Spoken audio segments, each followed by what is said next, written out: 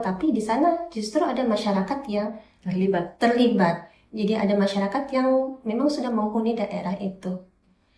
Gitu. Iya, jadi mereka harus juga ditanyakan, kalian maunya apa?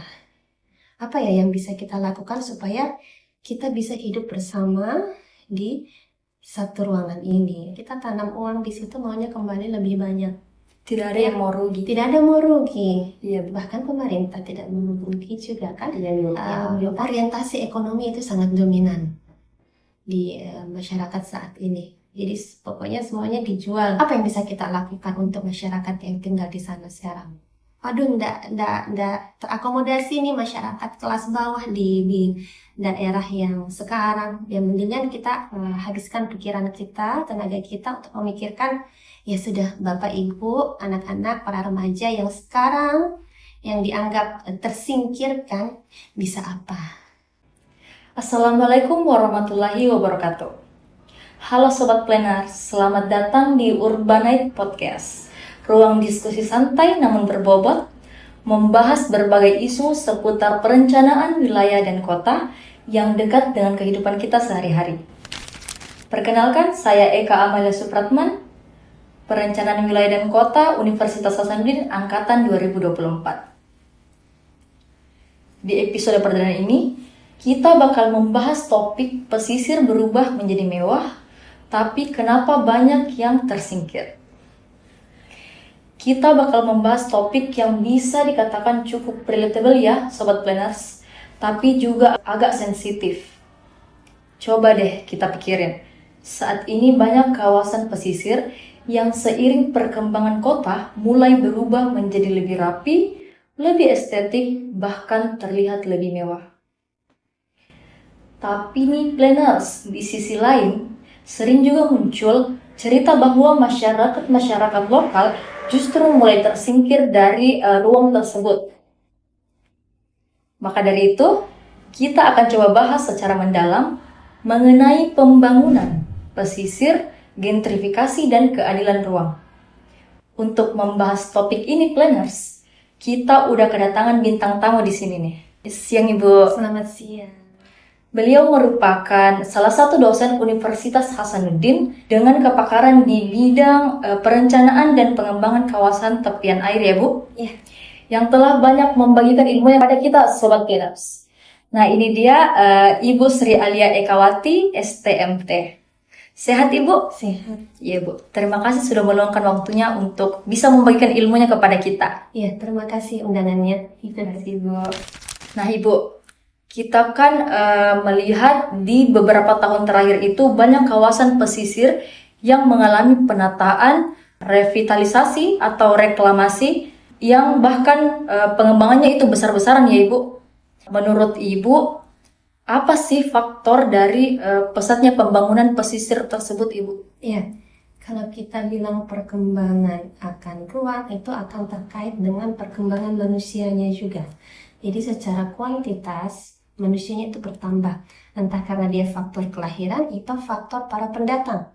Kita tahu kan kalau Makassar itu dia maju dari segi pendidikan, kemudian bisnis dan jasa dan lain-lain. Nah, itu menjadi faktor penarik orang-orang yang ada atau yang tinggal di sekitarnya atau kabupaten yang ada di sekitarnya untuk datang ke Makassar, dia entah untuk bersekolah atau entah untuk bekerja ya.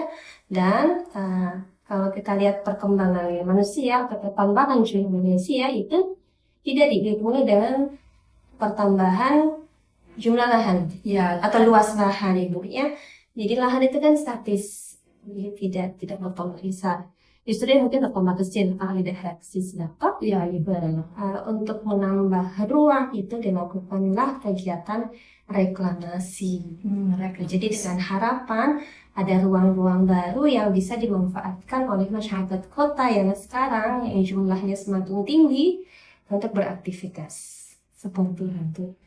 Oh, jadi seperti itu Ibu. Jadi karena ada faktor pertumbuhan manusia Ibu, Iya. terus warga-warga dari wilayah lain itu berpindah ke wilayah yang pesisir. Iya.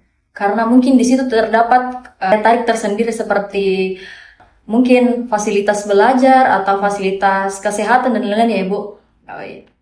Kan tadi kalau kita melakukan penataan terus kayak pengembangan besar-besaran Ibu, itu kan biasa ada terjadi ketimpangan ya Ibu, yang ada wilayah yang kayak cuman bisa diakses sama yang punya mungkin dana yang cukup untuk tinggal di daerah tersebut. Nah, mungkin Ibu bisa jelaskan apakah ada ketidakadilan ruang di dalam pesisir tersebut, Ibu? Terus faktor-faktornya itu apa, Ibu? Kalau kita berbicara tentang hak atas kota, ya, the right to the city, kemudian kita juga membaca terkait spatial justice, di situ kita bisa melihat gambaran bagaimana ruang-ruang kota itu adalah milik seluruh rakyat yang tinggal di kota tersebut. Ya, jadi rakyat itu atau masyarakat yang tinggal di kota tersebut, pertama dia harus bisa mengakses segala fasilitas, baik itu fasilitas kesehatan, fasilitas apalagi pendidikan, ya, termasuk ruang-ruang publiknya. Jadi kalau menurut Henry Lefebvre, ya, Ibu nggak bisa ucapkan karena dia orang Prancis, ya. Jadi menurut Henry ini, ya, ruang kota yang baik, yang adil, ya, atau spatial justice itu berkaitan dengan bagaimana ruang itu tidak hanya tempat untuk tinggal, bukan hanya untuk tempat kita tidur, kita bekerja, terus tidur lagi, bekerja lagi, makan, dan itu.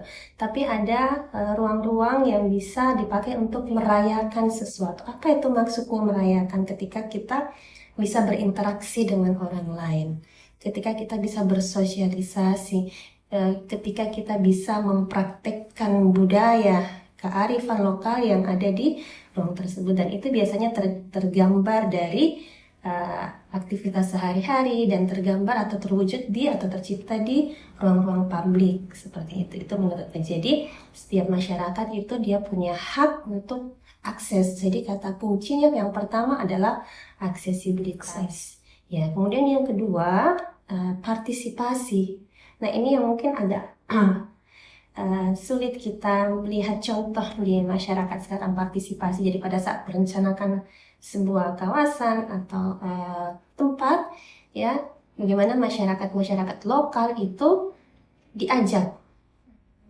Jadi bukan cuma maunya pemerintah, bukan cuma maunya ya, perencanaan pemerintah seperti apa, bukan cuma gagasannya developer atau pengembang, tapi di sana justru ada masyarakat yang terlibat. Jadi ada masyarakat yang memang sudah menghuni daerah itu. Seperti itu. Iya, jadi mereka harus juga ditanyakan, kalian maunya apa? Apa ya yang bisa kita lakukan supaya kita bisa hidup bersama di satu ruangan ini. Oke, nah kalau kita membahas topik ini, pasti kita nggak asing sama yang namanya gentrifikasi ya, Ibu.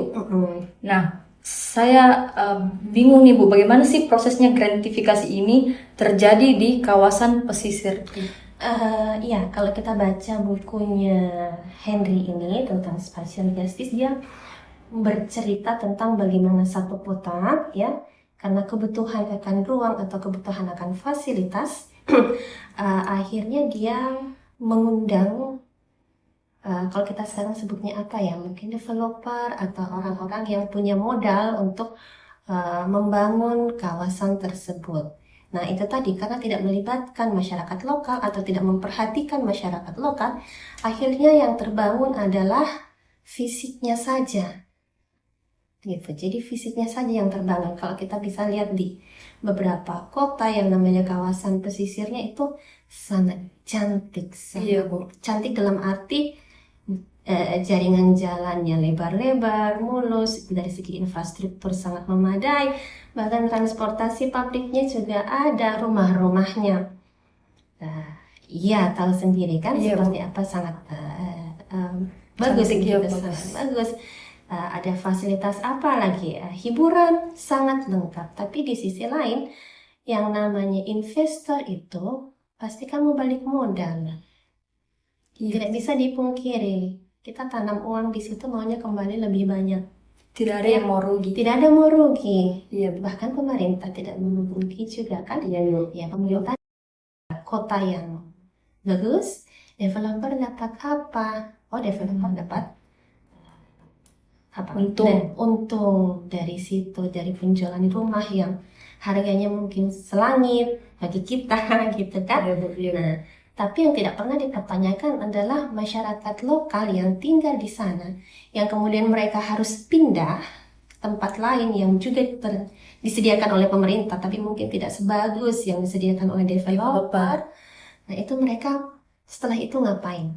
Kalau penelitiannya yang sudah pernah kami lakukan bersama mahasiswa ya tentunya terjadi apa istilahnya perubahan perubahan rute nelayan dalam mencari ikan. Iya, Bu. Yang dulunya lebih singkat ya. Setelah ada reklamasi dia lebih Dia kan menjauh kan, Ibu. menjauh. Ikan-ikannya pada lari tuh. Iya. Jadi konsekuensinya apa? Tambah bahan bakar, tambah waktu, tambah tenaga, ongkos lagi tuh. Ya. Sementara kalau kita lihat, oke lah masyarakatnya dipindah. Kemudian apakah mereka bisa membeli atau mereka mampu membeli rumah-rumah di kawasan reklamasi itu? Padahal kan dulu tanahnya mereka tinggal di Iya, Bu, situ. itu. Iya. Iya. Kemudian apakah mereka bisa bermata pencaharian di kawasan yang baru tersebut? Karena pasti dia aksesnya sulit kan, Iya. masuknya. Iya. Di beberapa penelitian juga kita sempat membaca bahwa terjadi perubahan orientasi mata pencaharian karena sudah tidak sanggup lagi mencari ikan. Para nelayan itu bekerja sebagai buruh. Dia ganti pekerjaan ya. Ganti pekerjaan hasil akhirnya. Tapi karena karakteristik masyarakat pesisir adalah mereka kan rata-rata pendidikannya SMP dan SMA. Mungkin mereka ahli di laut, tapi ketika mereka dikembalikan ke darat, mau disuruh bekerja di darat ya pasti agak kesulitan dengan kualifikasi pekerjaan A, B, C, D, E, F, G dan banyak itu. Akhirnya mereka juga kembali ke sektor informal, ya begitu. Kalau mereka mau bekerja di misalnya kafe-kafe yang ada di lahan baru, tempat reklamasi itu berada, ya apakah memenuhi kualifikasi atau tidak. Nah, itu lagi yang menjadi dilema. Akhirnya seakan-akan mereka tersingkir dari tanah yang mereka tinggali di awal. Iya, Bu. Begitu. Nah, pertanyaanku selanjutnya ini masih nyambung dengan jawaban Ibu tadi, yang mana sih perannya pemerintah? Kan banyak pihak-pihak yang terlibat kan, Ibu, dalam perubahan atau reklamasi dari pesisir tersebut. Jadi bagaimana sih peran pemerintah atau pengembang dan masyarakat untuk memastikan nih, Bu, bahwa pembangunannya itu tetap bisa terkendali dan tidak merugikan kelompok tertentu, Ibu? Ya, sekali lagi kita kembali ke partisipasi masyarakatnya. Kita harus tahu kebutuhan masyarakat yang tinggal di sana. Ya, dalam ilmu spatial justice yang Ibu baca, orientasi ekonomi itu sangat dominan di masyarakat saat ini. Jadi pokoknya semuanya dijual. Tujuan utamanya adalah untuk menghasilkan uang, balik modal. Tapi apakah pernah ada yang bertanya, apa keuntungannya untuk masyarakat ya? Terutama masyarakat nelayan. Iya, Bu, gitu. Mereka dapat apa dari pembangunan ini, dari aktivitas reklamasi ini yang sangat keren ini? Mereka dapat apa ya? Bukan hanya sekedar apa kontribusi mereka. Ya, mungkin kalau kita belajar tentang partisipasi, hierarki partisipasi itu kan mungkin ada level paling bawah ya. Itu tetap juga berpartisipasi, tetap berkontribusi. Level paling bawah itu apa? Ada sosialisasi. Mau dibangun ini loh di tempat kamu. Nanti kita mau kerja ini. Apa ya kira-kira yang dibutuhkan? Tapi cuman sampai situ. Ya. Kemudian apa lagi yang bisa dilakukan pemerintah ya? Intinya mereka harus bisa menjamin bahwa seluruh lapisan masyarakat bisa mengakses wilayah fasilitas-fasilitas baik itu yang baru, terutama yang baru ya. Iya, Bu. Iya, terutama yang baru ya. Semua masyarakatnya segala lapisan, baik yang kelas menengah ke bawah, ke atas, semuanya bisa mengakses fasilitas itu. Iya, Bu. Oke. Baik, sebagai penutup diskusi mungkin Ibu bisa memberikan pandangan mengenai solusi yang seperti kita tadi jelaskan bahwa banyak masyarakat yang tersingkir Ibu karena dia tidak dilibatkan dalam pengembangan di pesisir ini. Oke. Kalau solusi mungkin kita lebih fokus ke lingkungan tempat tinggal mereka sekarang. Maksudnya itu masyarakat yang dianggap tersingkir akibat pembangunan atau reklamasi atau apa kawasan baru ya. Kita fokus ke situ ya. Bagaimana kita memberdayakan masyarakat yang ada di sana, memberdayakan pemudanya, memberdayakan wanitanya ya. Membuat lingkungan tempat tinggal mereka sekarang yang kalau kita lihat kembali lagi beberapa penelitian lingkungan-lingkungan yang dulu mereka berubah menjadi kawasan baru sekarang pada umumnya kan dipindah ke rumah susun. Iya. Apakah kita apa yang bisa kita lakukan untuk masyarakat yang tinggal di sana sekarang? Edukasi atau penataan kan cenderung kita mau bilang kumuh juga tidak itu sih kualitasnya kurang bagus seperti itu. Apakah ada yang bisa dilakukan oleh pemerintah atau memberikan kontribusi untuk pemberdayaan masyarakatnya, ibu-ibunya? Oh iya, bisa juga kayak UMKM, Bu. UMKM, apakah bisa dikembangkan? Jadi daripada kita sibuk protes kiri, protes kan, bukan berarti dilarang protes ya. Kita sibuk, ndak terakomodasi nih masyarakat kelas bawah di daerah yang sekarang. Ya mendingan kita habiskan pikiran kita, tenaga kita untuk memikirkan ya sudah Bapak Ibu, anak-anak, para remaja yang sekarang yang dianggap tersingkirkan bisa apa? Jadi dimulai dari diri sendiri dulu ya Bu. Dari tempat itu. Iya. Mungkin solusi paling mudahnya seperti itu ya. Baik teman-teman Urbanite, itu dia diskusi kita tentang pembangunan pesisir, gentrifikasi, dan keadilan ruang. Menarik sekali ya pembahasan kita kali ini Sobat Planners. Dari diskusi ini kita bisa melihat bahwa pembangunan tidak selalu netral atau ada dampak sosial yang perlu benar-benar diperhatikan. Baik, terima kasih kepada Ibu Sri Alia Ekawati, STMT, atas wawasan dan penjelasan yang sangat menarik hari ini, Ibu. Terima kasih. Dan terima kasih juga kepada teman-teman yang telah mengikuti Urbanite Podcast ini. Semoga diskusi kita kali ini bisa menambah pemahaman teman-teman tentang pentingnya perencanaan kota yang berkelanjutan. Saya Eka Amalia Supratman, pamit undur diri. Sampai jumpa di episode Urbanite Podcast selanjutnya. Dadah. Dadah, Ibu. Dadah.